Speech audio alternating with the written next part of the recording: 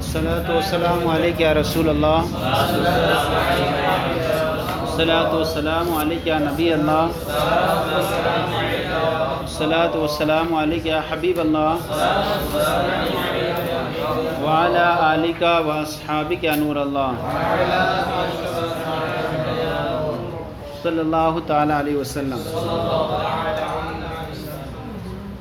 آج بلاغت کے بارے میں بیان کر رہے ہیں۔ بلاغت کے بارے میں فالبلاغت صفۃ راجعۃ الی اللفظ، بلاغت وہ ایسی صفت ہے جو لفظ کی طرف راجع ہوتی ہے۔ گویا کہ بلاغت یہ لفظ کی صفت بنتی ہے۔ کیا ہوتی ہے؟ لفظ کی صفت ہوتی ہے۔ بلاغت ایک ایسی صفت ہے جو لفظ کی طرف راجع ہے۔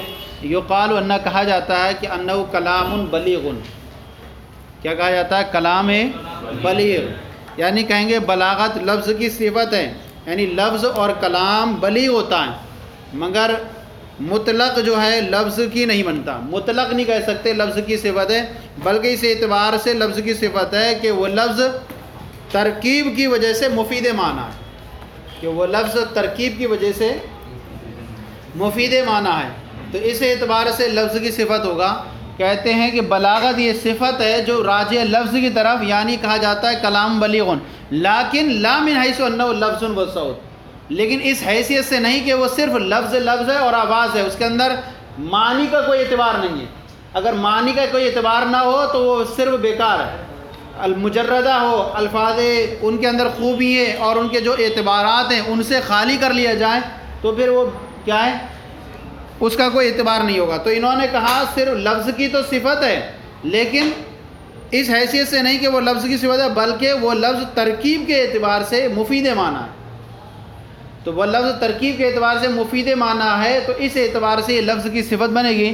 لیکن من حیث انہا لفظ و صوت، لیکن اس حیثیت سے نہیں کہ وہ صرف لفظ ہے اور آواز ہے، بل باعتبار افادۃ المعنی، بلکہ بالترکیب یا رائے، بلکہ ترکیب کے، بلکہ اس اعتبار سے کہ وہ ترکیب کے اعتبار سے مفید معنی ہے، بلکہ اس وجہ سے کہ افادۃ المعنی بالترکیب، بلکہ اس کیا وہ ترکیب کے اعتبار سے مفید معنی۔ ارے کوئی لفظ کا کوئی معنی ہی نہ ہو تو کیا بیکار ہی رہے گا، محمل کی طرح رہے گا۔ جب کلام بلیغ فصیح بلیغ کہیں گے تو بلیغ کب بنے گا؟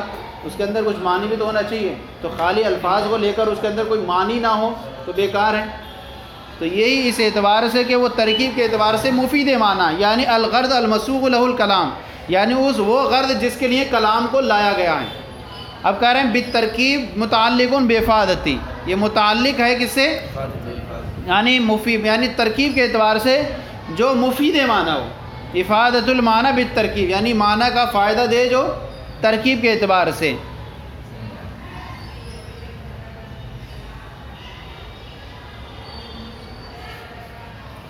اب بلاغت جو ہے فرماتے ہیں کہ وذالک لأن البلاغت کما مرہ، اور وہ اس لیے کہ بلاغت جیسے کہ گزرا عبارت عن مطابقت الکلام الفصیح لمقتضی الحال، کہ بلاغت جیسے کہ گزرا کہ نام ہے کلام فصیح کا مقتضی حال کے مطابق ہونے کا۔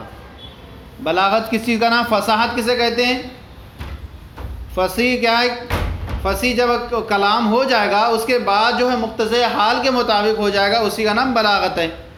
تو بلاغت نام ہے اس چیز کا کہ کلام فصیح کا مقتضی حال کے مطابق ہونے کا۔ وظاہر ان اعتبار المطابقت وعدمها انما یکون باعتبار المعانی والاغراض، اور یہ بھی ظاہر ہے کہ مطابقت اور عدم مطابقت کا اعتبار یہ معانی اور ان اغراض کے اعتبار سے ہے جس کے لیے کلام کو لایا گیا۔ مطابقت اور عدم مطابقت کا اعتبار کب ہوگا؟ معنی اور اغراض کے اعتبار سے۔ اگر معنی اور اغراض بالکل نہ ہو تو بالکل کیا بلاغت نہیں پائی جائے گی، اغراض اور معنی نہ ہو۔ یعنی کہیں گے بلاغت اور عدم بلاغت کا جو مطابقت کا اعتبار، مطابقت اور عدم مطابقت کا اعتبار ان معانی اور اغراض کے اعتبار سے ہے جن کے لیے کلام کو لایا جاتا ہے، ان الفاظ اور کلمات کے اعتبار سے نہیں جو ان معانی اور اغراض کا فائدہ دینے سے مجرد ہوں، خالی ہوں۔ تو معنی اور اغراض کا فائدہ نہ دیں تو مطابقت اور عدم مطابقت کا کوئی اعتبار نہیں ہوگا۔ مطابقت کا اعتبار اور عدم مطابقت کا اعتبار کب کریں گے؟ معنی اور اغراض کے اعتبار سے۔ معنی اور اغراض ہوں گے تو وہ کلام بلیغ وغیرہ کہلائے گا، اور اغراض اور معنی کا اعتبار نہیں ہوگا، صرف خالی الفاظ ہیں تو ان کا کوئی اعتبار نہیں کریں گے. وظاہر ان اعتبار المطابقتی وعدمیہا، ظاہر ہے کہ مطابقت کا اعتبار اور عدم مطابقت کا اعتبار انما یکون باعتبار المعانی والاغراض، ان معانی اور اغراض کے اعتبار سے ہوتا ہے. الذی یصاغ لها الکلام، جس کے لیے کلام کو لایا گیا ہے، جس کے لیے لا باعتبار الفاظ المفردہ والکلمۃ المجردہ، نہ کہ الفاظ مفردہ اور کلمہ مجردہ کے اعتبار سے. الفاظ مفردہ اور کلمہ مجردہ دونوں ایک ہی معنی میں، الفاظ مفردہ اور کلمہ مجردہ کے اعتبار سے نہیں ہے، جو بالکل خالی ہیں، ان کے اندر معانی اور خوبیاں کچھ بھی نہیں پائے جا رہے ہیں، نکات ہی نہیں اس کے اندر، پھر لفظ ہی لفظ ہے تو بیکار ہے. مطابقت عدم مطابقت کا اعتبار، گویا کہ مطابقت اور عدم مطابقت کا اعتبار کب دیکھیں گے؟ جو معانی اور اغراض ہوں. تو جن معانی اور اغراض کے اندر مطابقت پائی جا رہی وہ کلام بلی ہوگا، اور جتنی اچھی پائی جائے گی وہ اعلیٰ درجے پر آئے گا. اچھا، بلاغت کے بھی جو طرف ہیں وہ بہت سارے ہیں، طرف اعلیٰ حد الاعجاز وہ آگے آ رہا ہے. کچھ کے کلام بہت زیادہ اوپر کے ہوتے ہیں اور کچھ کے کلام تھوڑا ہلکے ہوتے ہیں. تو ان اغراض جن کے لیے کلام کو لائے گا لا بے اعتبار الفاظ المفردہ، الفاظ مفردہ اور کلمہ مجردہ کے اعتبار سے نہیں ہے.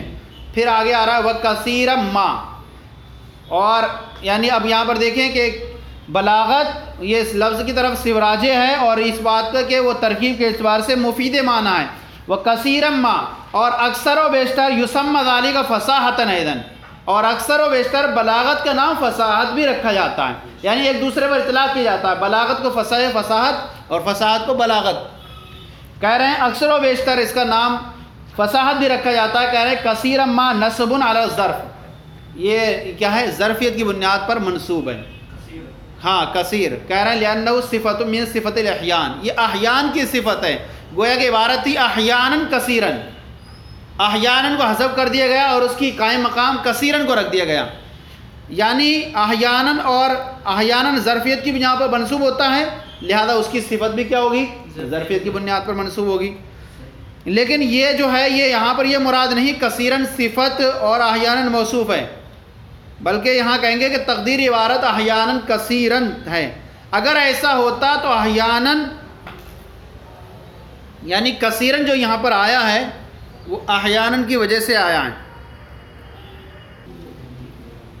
تو یہ جو ہے کہ یعنی عبارت اگر ہوتی تو یہاں پر اگر ہم یہ مانتے اس کو کہ کثیرن صفت اور احیانا موصوف ہے، یعنی تقدیر عبارت احیانا کثیرن، لیکن اگر ایسا ہوتا، اگر یہاں صفت ہوتی تو یہاں پر احیانا کثیرتن آتا، کیونکہ یہاں احیانا کیا بنتا؟ جمع مکسر بنتا، اور جمع مکسر کی جو صفت آتی ہے کثیرتن آتی ہے. یعنی کہنے کا مطلب یہ ہے کہ تقدیر اگر کثیرتن کو مؤنث لایا نہ، بلکہ مراد یہ کثیرن احیانا کی صفت تھی، کثیرن احیانا کی صفت تھی، پر احیانا کو حذف کر کے کثیرن کو اس کی قائم مقام کر دیا گیا. ہے نہیں تھی تو ایسا کر دیا گیا. تو کہہ رہے ہیں کہ کثیرن ما نصب علی ظرف، کثیرن یہ نصب ظرفیت کی بنیاد پر منصوب ہے، لأنہ من صفت الاحیان، کیونکہ یہ احیانا کی صفت ہے. اور ما للتاکید معنی الکثرت، اور ما جو ہے کثرت کے معنی کی تاکید کے لیے. وہ کثیرن ما اور اکثر و بیشتر. والعامل فی، اور کثیرن کو منصوب کرنے والا عامل جو اس میں ہے یسمى، کون ہے؟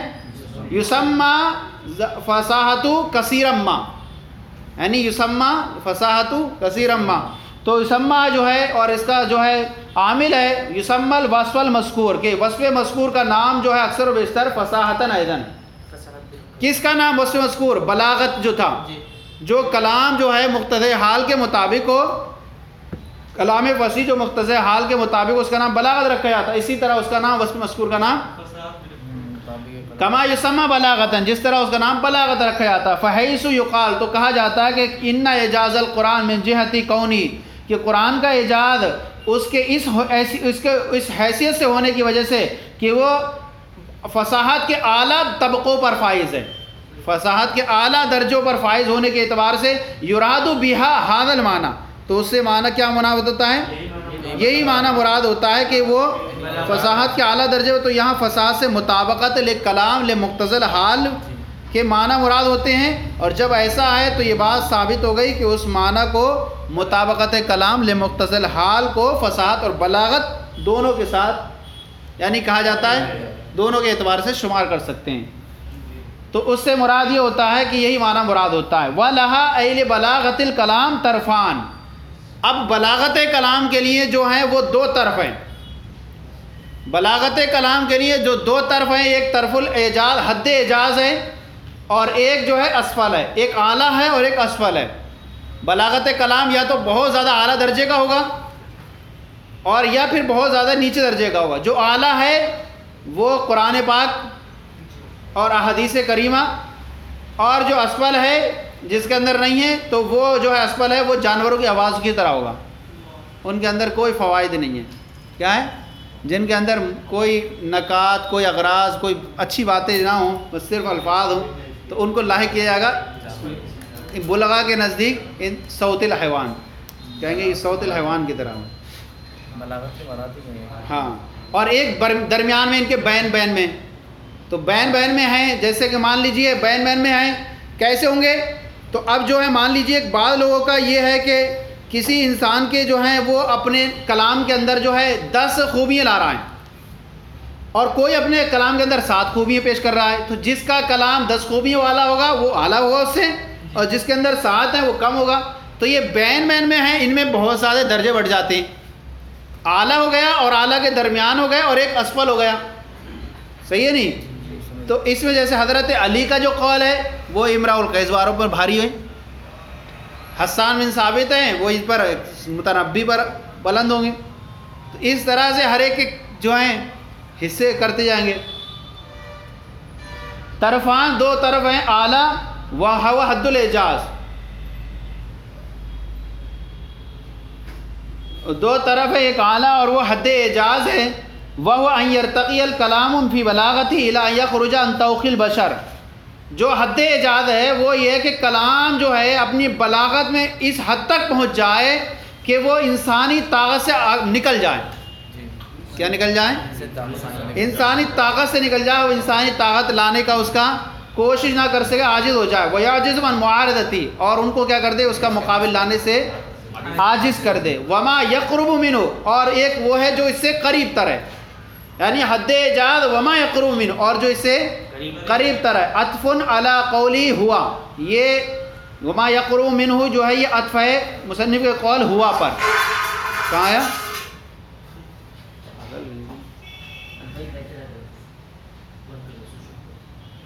وما یقرب منہ عطف علی قولی ہوا، اور یہ عطف ہے مصنف قول ہوا پر. ہوا کہاں ہے؟ وہ ہوا حد الاعجاز، یعنی طرف اعلیٰ وہ ہوا حد الاعجاز.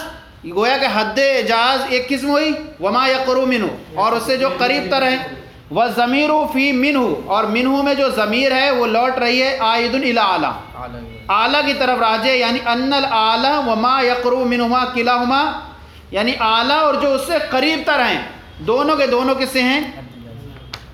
ارے اعلیٰ اور جو اس سے قریب تر ہیں وہ دونوں کس سے آ جائیں گے؟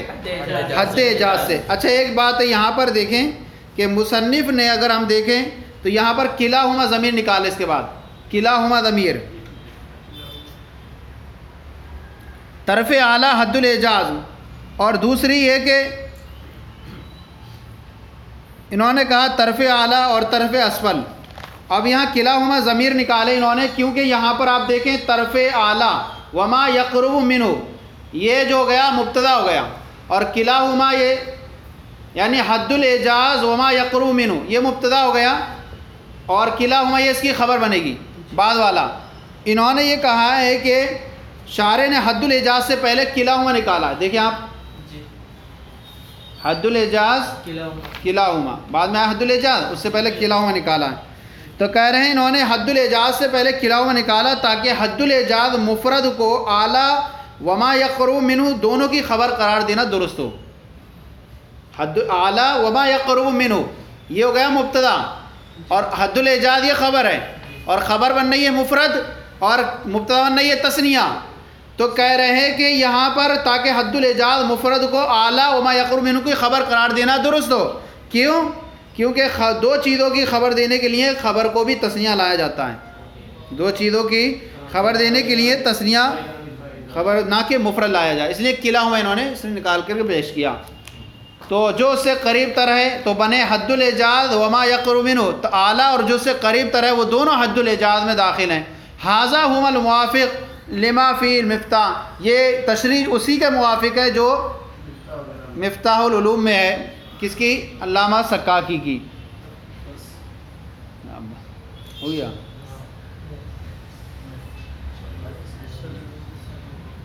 اب آگے جو ہے بعض لوگوں کا جو الگ ہے، بعض لوگوں نے ضمیر اور کسی طرف نکالی ہے، وہ اور لمبا اعتراض ہے. تو بعض لوگوں نے کہا کہ نہیں یہ کچھ اور ہے. چلو کل اس کو انشاءاللہ بیان کریں گے. صلو علی الحبیب صلی اللہ علیہ وسلم.